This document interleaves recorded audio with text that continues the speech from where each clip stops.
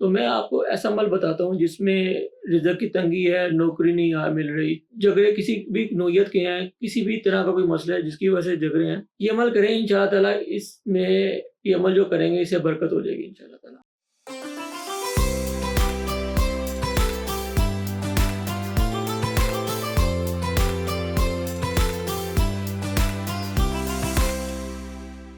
بسم اللہ الرحمن الرحیم. السلام علیکم ورحمۃ اللہ. وعلیکم السلام ورحمۃ اللہ.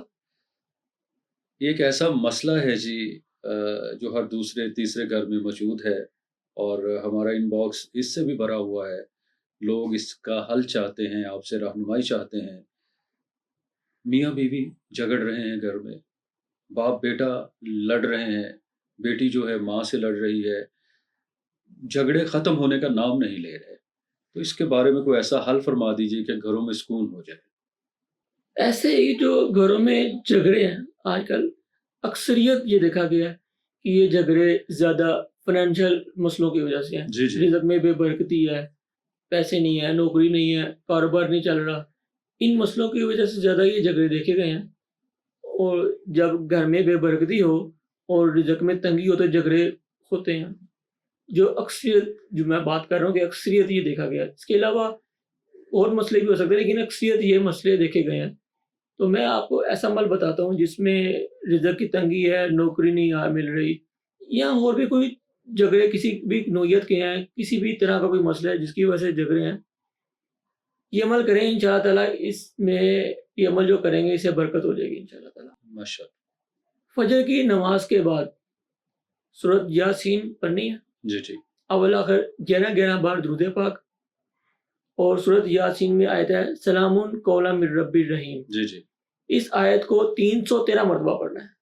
سورۃ یاسین شروع کی، اس آیت پہ پہنچے، اس کو 313 مرتبہ پڑھا اور آگے سورت مکمل کر لی. اور اس کے بعد پھر 11 بار درود پاک پڑھ لیں اور پاس پانی رکھ لیں، اس پہ دم کریں اور وہ پانی کو گھر میں کونوں میں چھڑکاؤ کریں. اس پانی کو جو گھر میں پانی پیتے ہیں سب اس میں ڈالیں. وہ گھر میں پانی پینے کے لیے استعمال کریں، ہانڈیوں میں ڈالیں، کسی طرح وہ پانی سب کو پلائیں. 21 دن یہ عمل کریں، انشاءاللہ تعالیٰ لڑائی جھگڑے ان سے نجات مل جائے گی انشاءاللہ. اور برکت کا معاملہ ہو جائے گا.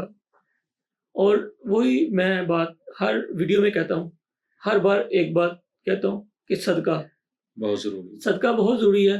صدقہ لازمی دیا کریں اور اپنی حیثیت کے مطابق صدقہ دیا کریں. روز اور ہفتے میں ایک بار، مہینے میں ایک بار. جتنا آپ صدقہ دیں گے انشاءاللہ تعالیٰ معاملات بہتری کی طرف جائیں گے. اور صدقے کے حوالے سے میں ایک بات چھوٹی سی کرنا چاہتا ہوں. جی جی فرمائیے گا. عموماً دیکھا گیا ہے کہ لوگ صدقہ دیتے ہیں، گوشت لیتے ہیں اور وہ جا کے قبرستان میں ڈال دیتے ہیں یا نہر کے پاس پھینک دیتے ہیں یا جانوروں کو ڈال دیتے ہیں، چیل گوشت، جی ایسا ہی یہ ایسا ہی. صدقہ ڈال دیتے ہیں. تو صدقے کے حوالے سے میں ایک گزارش کروں گا. صدقہ ایسا ہے کہ آپ کا مال کسی ضرورت مند کو پہنچ جائے، کسی انسان کو. یہ بہترین صدقہ ہے بہترین. کہ صحیح. آپ کا صدقہ کسی ضرورت مند کو پہنچ جائے. یہ بہترین صدقہ ہے.